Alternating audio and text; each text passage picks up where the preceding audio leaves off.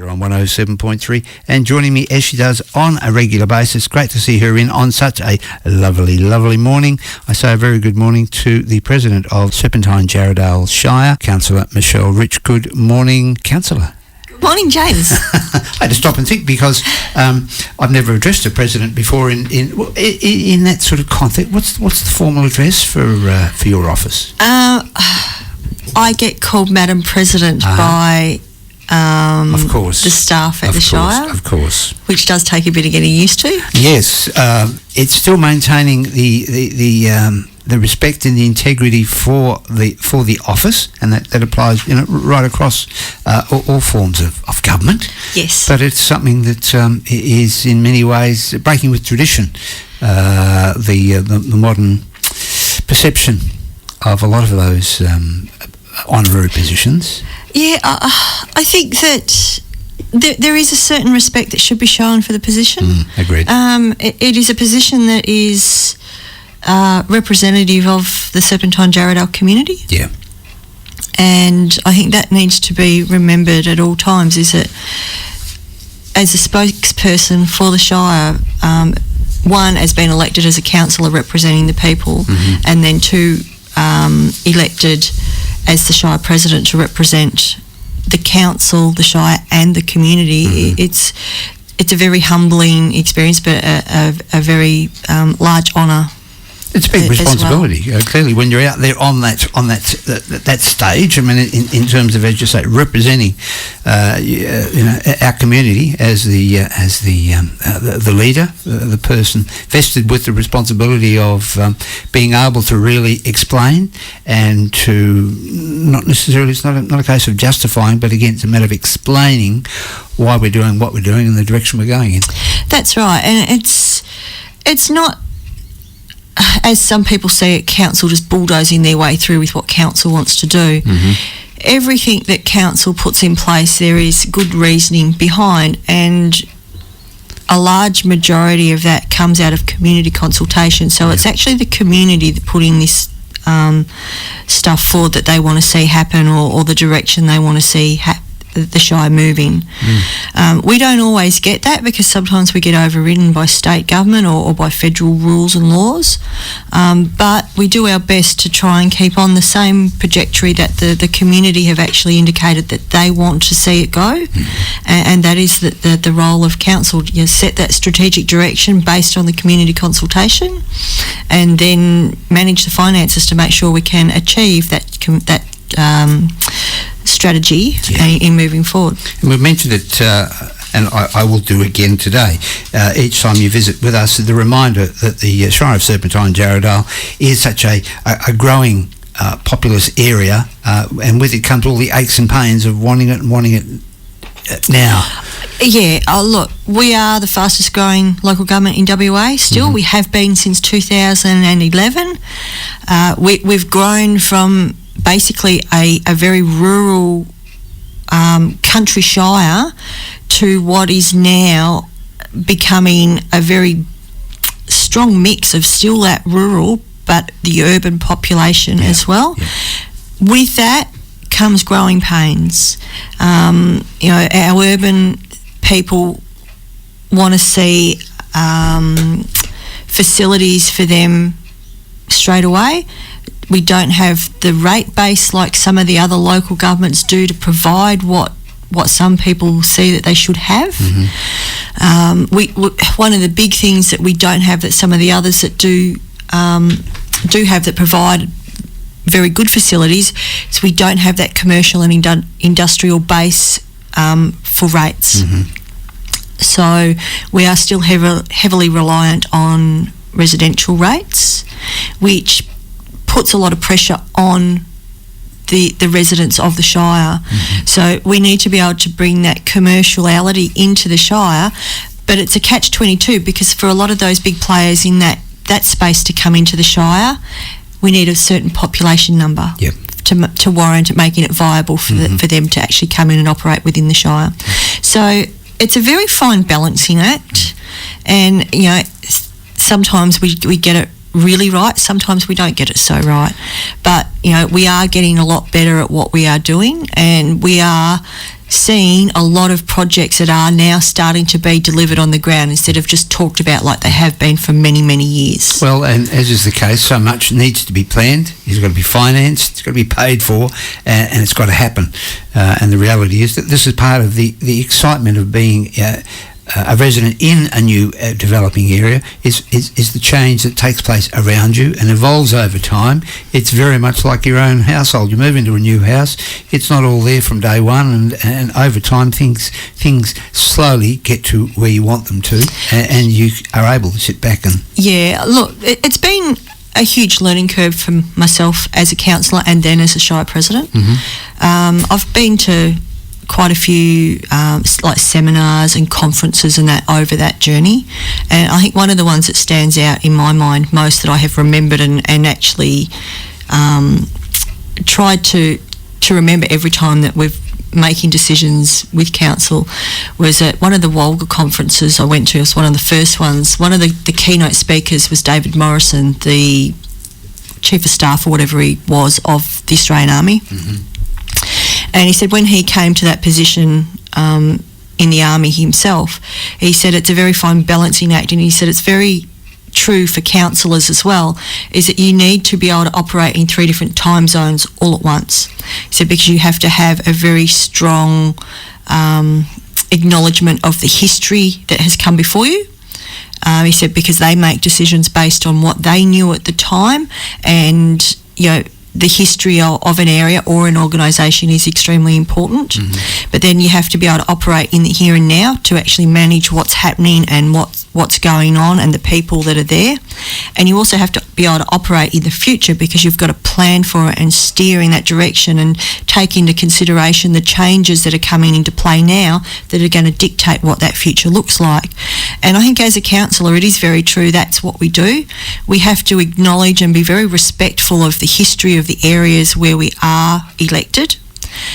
And in our case in SJ, a lot of the newer people that are moving out there are moving there for exactly the same reasons that the people that have been there for a long time love the area for, like our natural beauty, how close to nature we are, and that rural feel of the area. So the old people in the area or the long-term residents have a huge connection to that and respect for that.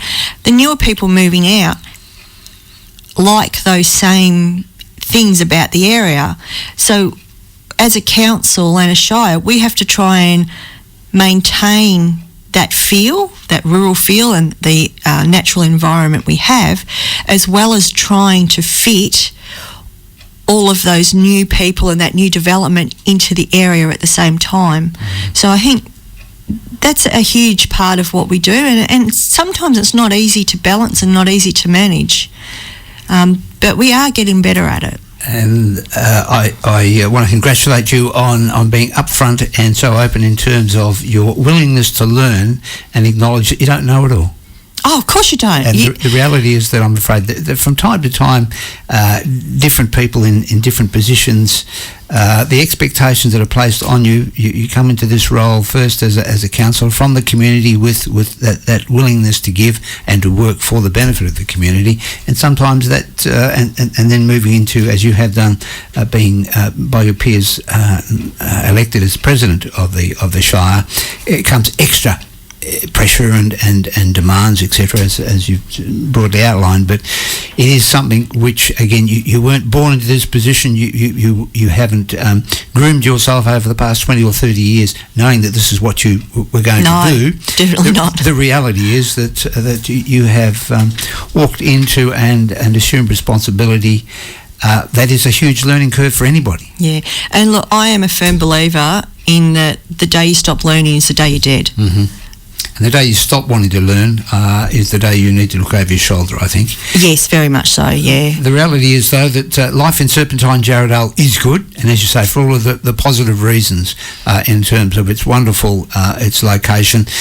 Since we last spoke, we've had that federal election. It's come and gone, but the promises that are on the table in terms of an important focus as far as the Shire and its residents are concerned is the development of and the extension of the Tonkin, and that's going to happen by hook or by crook, because both parties have committed to it. Yeah, we had bipartisan support federally for the Tonkin Highway extension, so for us that is a huge win.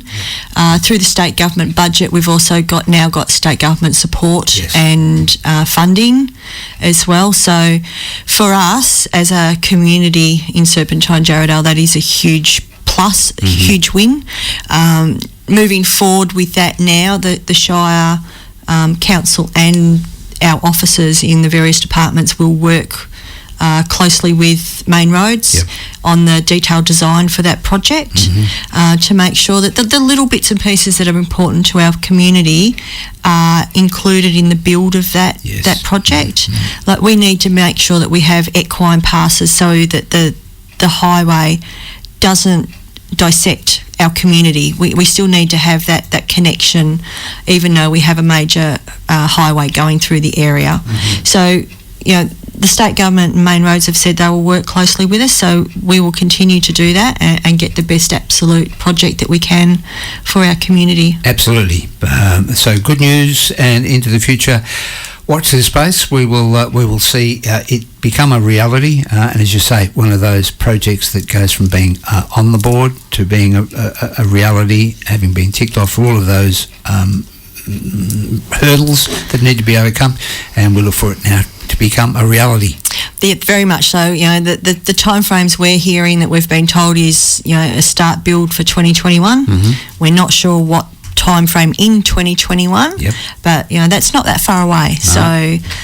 So we will work towards that being the reality for 2021 for us to have that project undertaken. Absolutely. 1988, can you believe it? John Farnham and Two Strong Hearts. Well, we've got a very strong heart in the building at the moment. The president for Serpentine Jarrahdale, Michelle Rich, with us, and a lot's happening, as is always the case, Michelle, down at Serpentine Jarrahdale, but something different, or something new in terms of the Byford Dog Park. That's a welcome addition for residents and their furry friends. It is. Our dog park is something that is going to be something very exciting. It was, the design work and everything for the dog park was done with a huge amount of community consultation. So the community have been involved every step of the way with this project. And I think it's within about the next month we'll actually start building. So it's a very, very exciting project for the community. Something the community asked for. The Shire found a space that we could build a facility like this, and then we ran workshops where people could come in and put their ideas down, what the little bits and pieces that make these places what they are. So all that design work has been carried out with the information provided by the community members that came along to those workshops or sent information in. So and now we're looking at wanting to be able to name it. So again, we go back to the community and they get to submit their names and we go from there. Absolutely. So it's going to be more than just the Byford Dog Park then. Oh, much more. As far as the locals are concerned, which is excellent. So we've got to name the location competition then that people can get involved with. Yes, it's open. Can't remember the exact dates, but it is open for a couple of weeks. Yes. So anybody that's got any different ideas or anything they'd like to see put into the mix for the name of the new area for the dog park, please, by all means, put your submissions in. So go online and have a look for the link. There's a flyer there telling you all about the opportunity for you to get involved, as there is with the ranger service. Now, that's an integral part of again that mix, an expectation that everybody has the availability of rangers. New moves afoot there. Yeah, we've extended our ranger services to include weekends and that in the Shire. Predominantly, as I've said many times, we were a rural Shire. So you'd have animals, horses, cows, whatever, out on roads at various times. But with the urban development, we're seeing a need more to have a continuous service that's not just Monday to Friday between set hours. We're having a lot more dog issues through the area and just general bits and pieces that the rangers deal with that people need to be able to have someone there that they can contact. So taking that into consideration again through community feedback and what the community's expectation is, the ranger services for the Shire have been extended moving forward, and we will have rangers on call for a lot more of the time. Excellent. Nothing more frustrating than an answering service when you need someone. And especially when somebody needs someone in a hurry. Yeah. Some people say, well, it's not really an emergency, but it is an emergency to the person that's wanting the help. Mm-hmm.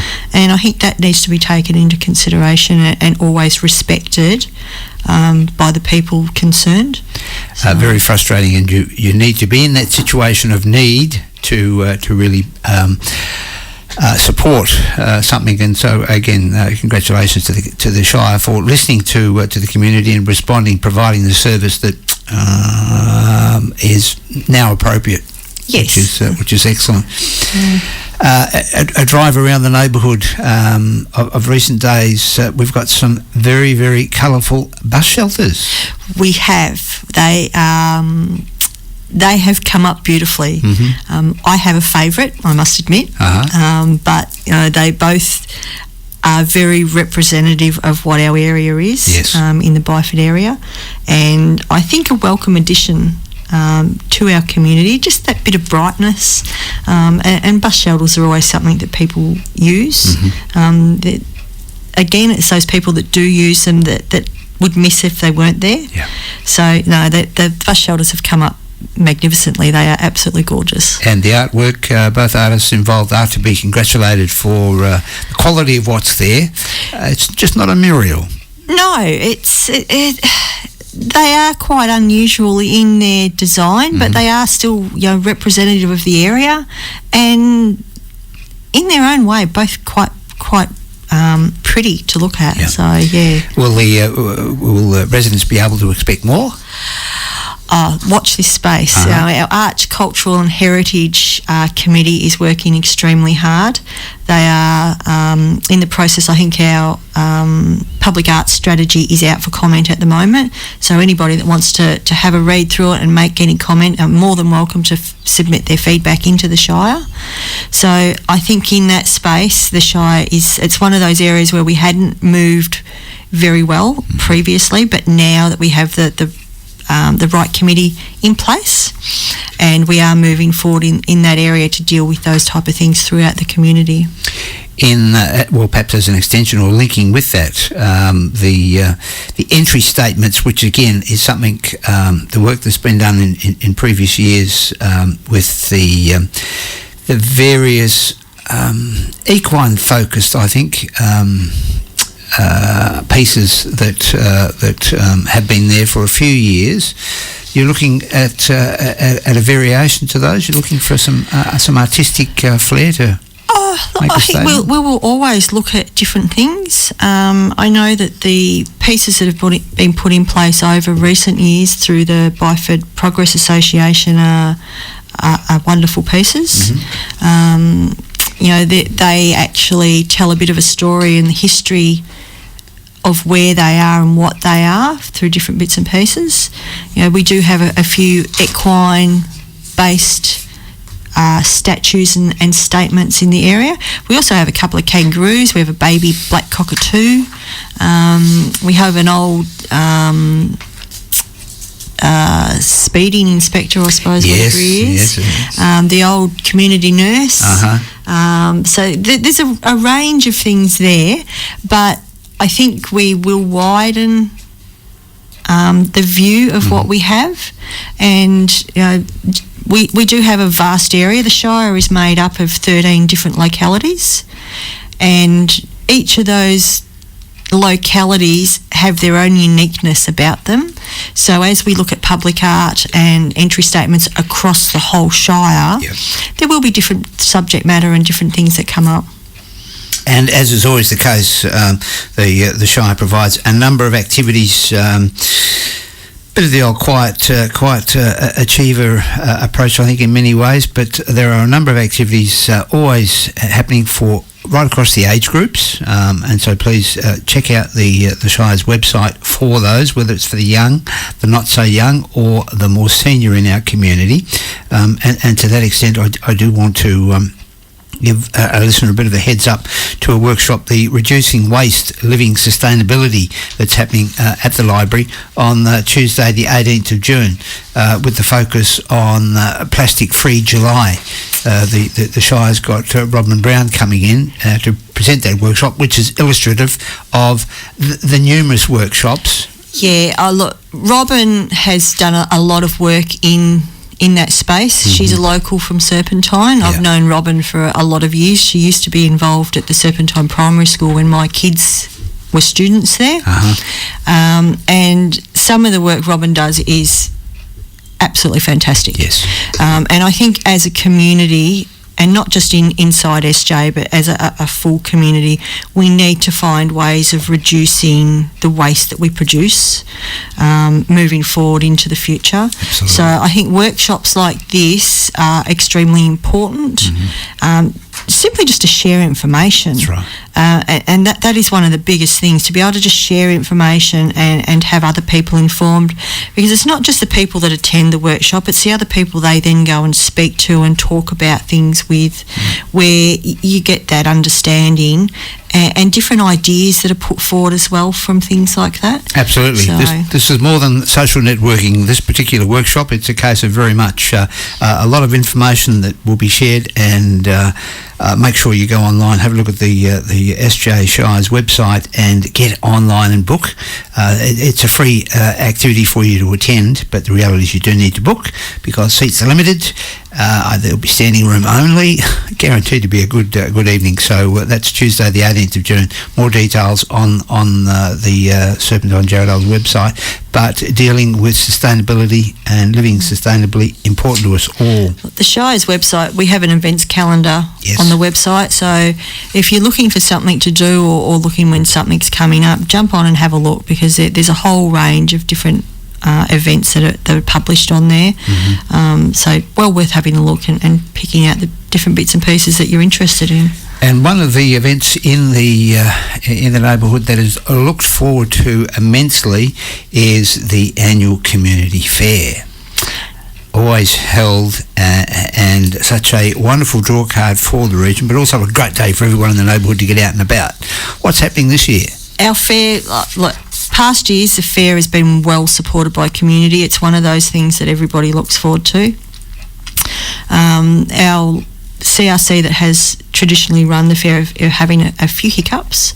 So instead of the fair maybe not happening, the Shire have stepped in and said we will help this year.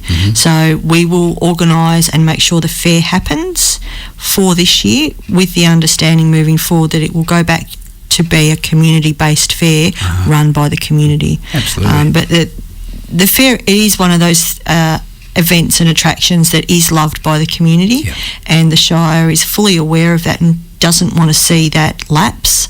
So instead of having it maybe not happen, the Shire have said no, we want to make sure that it does happen for the community. Absolutely fantastic news. So Saturday the 10th of August, you should have it in your diary already. We'll make sure it is well and truly there, so that you can get along and be involved. The Shire taking on, and after the success of the opera at the Mill, the staff are going to just do a magnificent job, I'm sure, in coordinating, and congratulations to the council in assuming this responsibility and maintaining this for the community's benefit. Yeah, look, our officers at the Shire, they do have the know-how to do this. You know, time frame is tight, but they will do what they need to do, and they will make sure that we have a fantastic fair again this year for the community and the visitors to the area to enjoy. Yes, so look for all of the good news as it builds between now and the 10th of August. And of course, if you have an interest in it, whether it be perhaps as someone who wants to get a stall or offer some form of attraction or get involved with entertainment, whatever, you can do so. Yeah. Make contact with the Shire officers. Yeah, we are looking for sponsors. So if anybody wants to be involved and sponsor any part of the fair, more than welcome. Make the phone call, email the Shire, have that chat. It's same with stall holders. If you want to have a stall on the day, no matter what it is, contact the officers at the Shire and have those conversations. So it's business as usual. It is purely from an organisational perspective, make those contacts direct to the Serpentine Jarrahdale Shire office, and you'll be directed accordingly. So stay on track, because certainly the wonderful community fair is still firmly placed on the calendar, 10th of August at the Munajong Oval.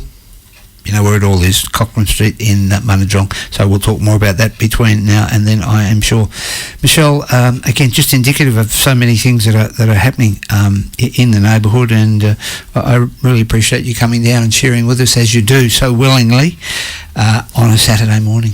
Oh, I absolutely love coming in and speaking to you. It's great to be able to come in and share all the exciting things that are happening in our area, and to be able to inform people that might not have picked up the information in other areas. Yes. So, it's always a pleasure to come in and speak with you, James. Wonderful. Michelle, I look forward to having you in again soon. But at, 22 minutes to 11, I'll say thank you, and we will talk to you again soon. Thanks, James.